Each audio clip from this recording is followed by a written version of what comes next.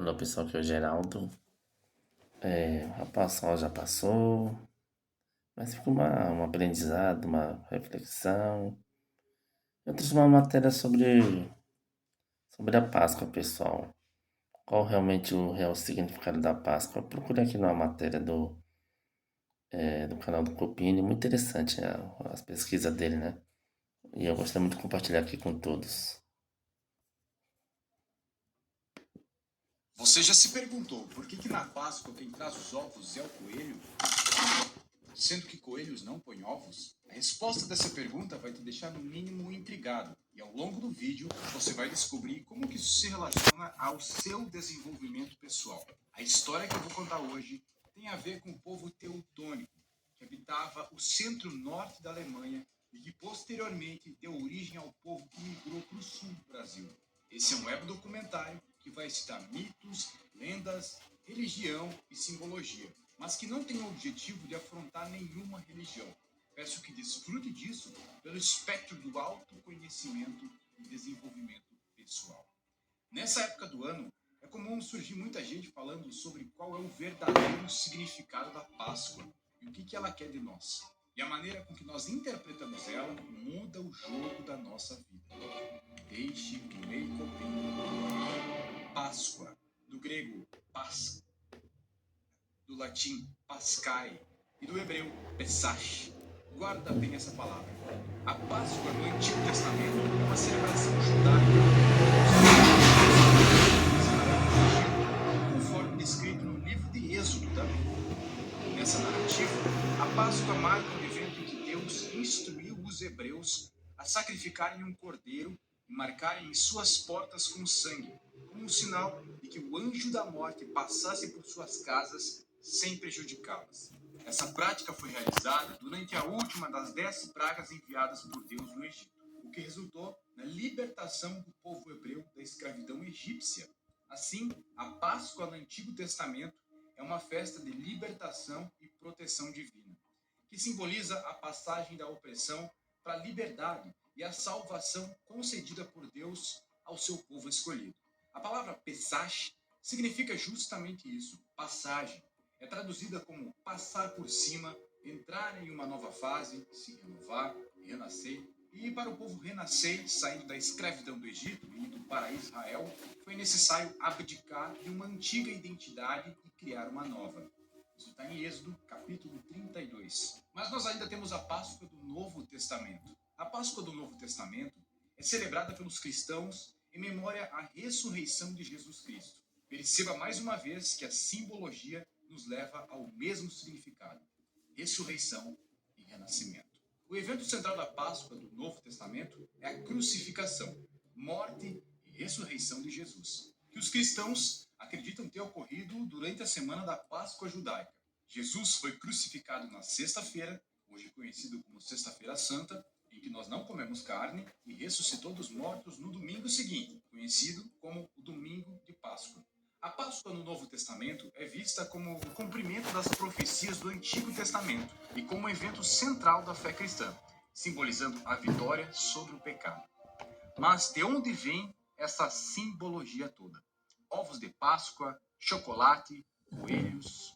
A origem disso é na Europa, especificamente no norte da Alemanha, berço dos teutônicos. Chocolate que todo mundo gosta, né, pessoal? Uma região onde as estações do ano são bem demarcadas. E no inverno tudo fica coberto de neve. As pessoas precisam estocar comida, algo que realmente castiga. Então, quando finalmente chega a primavera, a época que sai o sol, é algo a ser celebrado. As tribos germânicas celebravam nessa época o equinócio de primavera. Imagina você trancado em casa por vários meses e aí finalmente sai o sol, a neve começa a derreter e as flores começam a florescer. E o significado é exatamente esse: o renascimento da natureza e a renovação do mundo e de si mesmo. Nessas festividades, era venerado muito uma deusa germânica chamada Ostara, ou Eostre. Seu nome está associado à renovação, fertilidade e um ciclo eterno de morte e renascimento. Sempre retratada com uma imagem de juventude, beleza e pureza. E sempre com uma lebre do seu lado. Talvez seja uma coincidência linda as passagens da Bíblia acontecerem também no equinócio de primavera. Mas a coincidência não para por aí. Especula-se que a deusa Eostre seja muito mais antiga do que os povos germânicos e suas mitologias. Nós temos Oestre na mitologia germânica, Oés na mitologia grega, deusa do amanhecer, Astarte na mitologia fenícia, Ishtar na mitologia babilônica, Frigga também na mitologia germânica e Freya na mitologia nórdica. Todas elas, em todas as partes do mundo, em todas as épocas, são chamadas de deusas do amanhecer. Aquelas que trazem a renovação, aquela que as pessoas pedem fertilidade e abundância. Talvez ela seja uma energia cósmica, um estado de espírito ou simplesmente a primavera. Mas o detalhe é que as comemorações a essa deusa sempre são na mesma época do ano. E a primavera da Fenícia não é a mesma da Noruega. E isso é intrigante. Mas de onde vem o coelho? Você me pergunta. Tem uma lenda do século XVI na Alemanha que explica isso. A deusa Ostara sempre estava rodeada de crianças, com sua pureza, beleza e delicadeza. Um certo dia, um pássaro pousou nos seus ombros e, para impressionar as crianças, ela usou seus poderes para transformar esse pássaro em uma lebre. Por isso, ela é sempre retratada com uma lebre em seus braços. Lebre essa que simboliza fertilidade. No ápice do equinócio de primavera, Ostara estava no auge do seu poder. Mas passando essa época, os seus poderes decaíam e ela não conseguia mais transformar a lebre em pássaro novamente. Só na primavera seguinte, com a volta dos seus poderes, isso conseguiu ser feito. E o pássaro ficou tão feliz que colocou vários ovos coloridos e espalhou para as crianças. Essa tradição se espalhou pela Europa e posteriormente pelo mundo, onde as mães escondem os ovos e as crianças procuram. Perceba que o nome da deusa Eostre é o que dá origem ao termo Easter, Páscoa em inglês, e o termo Easter eggs, ovos de Páscoa, a serem procurados. Oster, Páscoa em alemão, isso também dá origem ao nome do país Áustria e o nome Esther. Toda essa mitologia pagã foi algo que a Igreja Católica teve que tolerar de certa forma. Afinal, não é algo ruim reunir a família, presentear os filhos, mas a mitologia não para por aí. O tal do coelhinho da Páscoa tem um lado obscuro também. E sabe qual é o significado dele? Disciplina e abdicação. Basta uma pesquisa rápida no Google quem inventou o coelhinho da Páscoa. E o Google vai te dizer que essa lenda foi trazida pelos imigrantes alemães ao sul e o tal coelhinho se chama Osterhaus. Nos estados do Rio Grande do Sul e Santa Catarina existe a lenda do Osterhaus. Mas esse coelhinho não era bonzinho não. A lenda conta que, um certo dia, uma mãe disse para o seu filho: nessa época tu tem que se comportar, piá. Se tu se comportar, o coelho vai te trazer chocolate. E se tu se comportar, o Osterhaus vai arrancar os teus dentes. No dia seguinte, a criança acordou sem os seus dois dentes da frente. Eles tinham caído, que provavelmente foram dentes de leite que caíram. Mas isso fez as crianças terem medo do coelho da Páscoa. E foi daí que nasceu a tradição das crianças colocarem os seus dentes de leite em cima do teto da casa em troca de chocolates. Isso também significa renovação, entrar em um novo ciclo da vida. Que idade a gente perde os dentes? Aos 7 anos. E quem defende a teoria dos setênios? Eles mesmos, os germânicos e sua mitologia. A mitologia germânica tem um vasto conhecimento que pode ser aplicado ao autoconhecimento e desenvolvimento pessoal. Uma das suas premissas é que tudo na vida, absolutamente tudo, é feito de ciclos em uma eterna renovação. E tudo que você olhar vai enxergar ciclos no universo, nas estações do ano e também na nossa vida. E misteriosamente o número 7 sempre está envolvido nesses ciclos, bem como em outras coisas misteriosas também.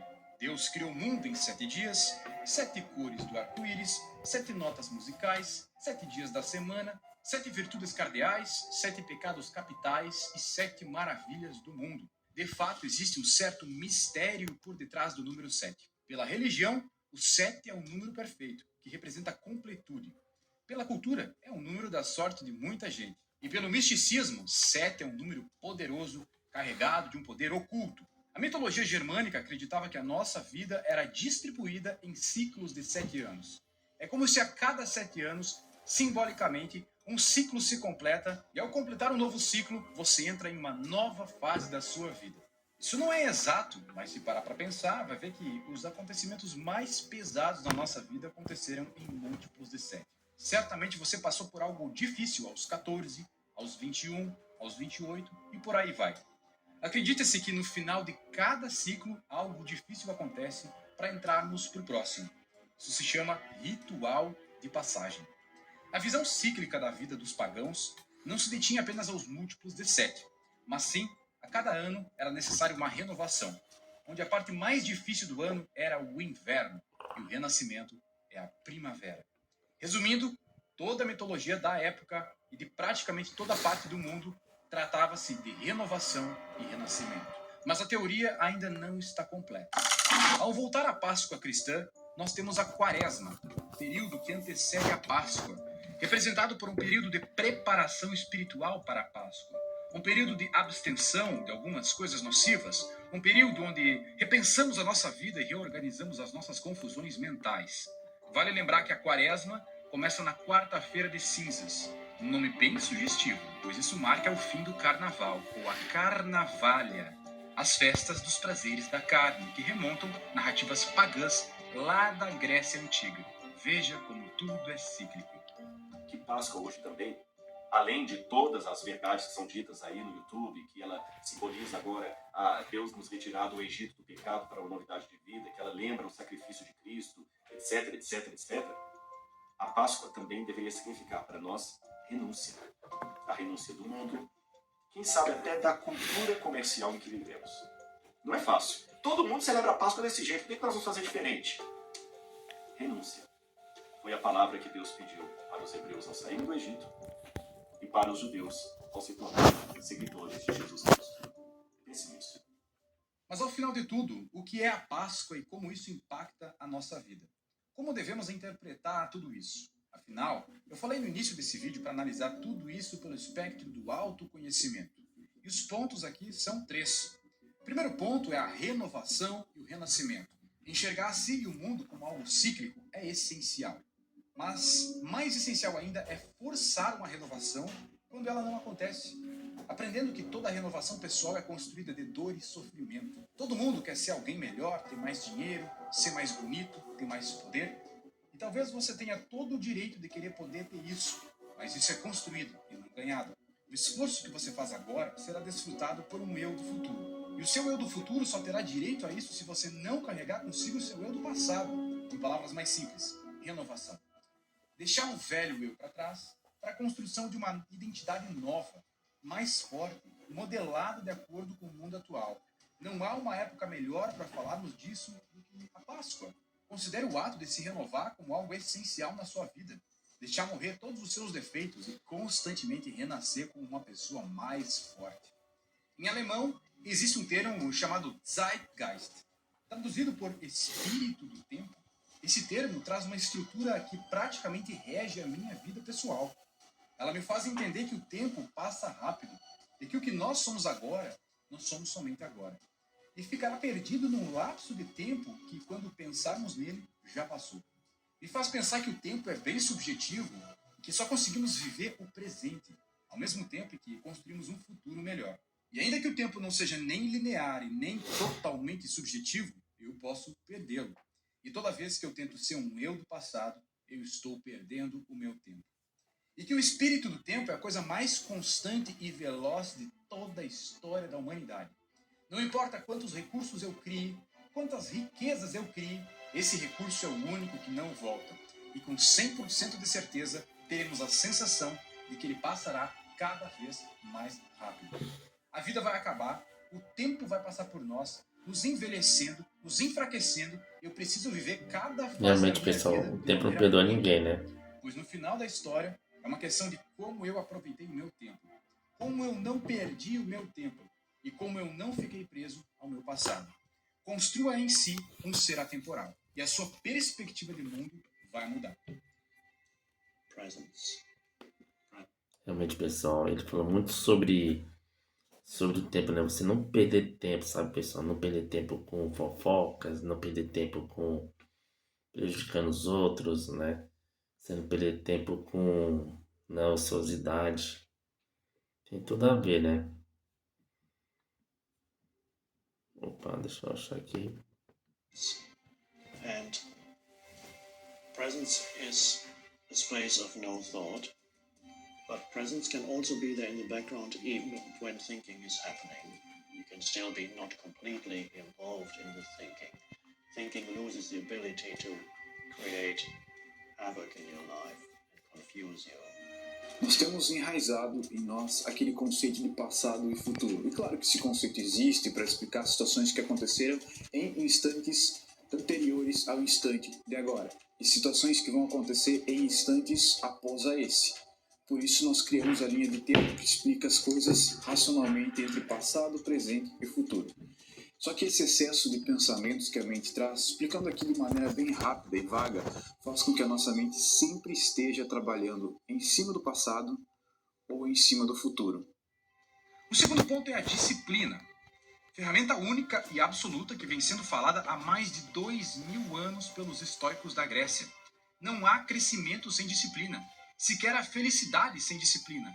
Um corpo e mente sem disciplina é um corpo que está caminhando rumo ao seu fim. Aprendemos que a disciplina é cumprir uma obrigação que consideramos ser ruim, e talvez até seja, mas se você é um jovem adulto e talvez odeie o seu trabalho, ainda assim deve ser disciplinado nele.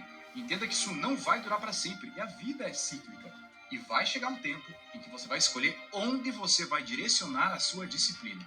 Você poderá escolher onde coloca o seu esforço, e esse é o ápice do ser humano. Isso é o ápice da liberdade virtuosa. Mas antes de chegar nesse ponto, você precisa provar o seu valor para o mundo. E isso leva tempo. Comercial aqui.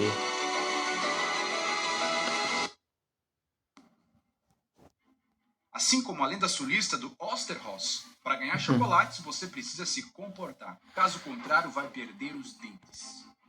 Terceiro ponto eu chamo de abdicação. Para finalizar, a Páscoa representa de fato abdicação às coisas do mundo. Veja isso pelo ponto de vista cristão. Seja do mundo, mas não faça parte dele. Ou veja pelo ponto de vista estoico. Crie um distanciamento entre você e o mundo. Entenda que o mundo é uma matrix.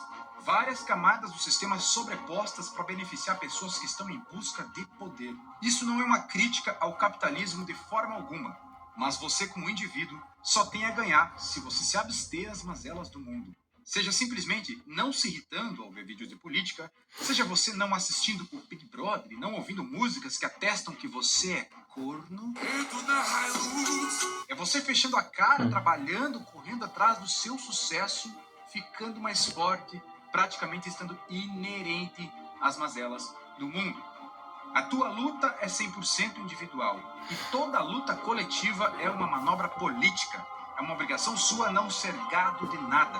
Ao pensar sobre a Páscoa, leve consigo essas três coisas: renovação, disciplina e abdicação. Começamos na Páscoa, eu resolvi deixar aberto o Black Box. Então, pessoal, ele falou sobre a Páscoa, né? Você viu quantos ensinamentos valiosos, né? No finalzinho foi ele falando sobre um assunto que já não tem nada a ver com a Páscoa, né? Já no final, né? Então, é um canal muito bom, canal dele do YouTube, né? Chamado Copini. Canal muito bom que eu recomendo, né? Traz muitos ensinamentos sobre desenvolvimento pessoal, em todos os sentidos, né? Então, você viu muita sabedoria das palavras dele aqui, né? Sobre a Páscoa, né? Porque a Páscoa é muito além do que comer o chocolate, aquele consumismo, entende? Então, é claro que nele me falou, tem uma coisa boa de você se reunir com essa família, na comunhão, né? De reunir coisas boas, energias boas, risadas, felicidade, né? Mas tem todo um significado para o nosso desenvolvimento espiritual, desenvolvimento material, intelectual, emocional, certo? E, como se diz, o negócio é bem mais profundo, galera, bem mais profundo de autoconhecimento mesmo, sabe? Muito além de coisas meramente mundanas, pessoal, né? Porque o vídeo já ficou um pouco longo, né, galera? E se inscreva no canal, aperta seu like para mais vídeos, galera. Deus abençoe a todos e muito obrigado pelos novos inscritos. Valeu!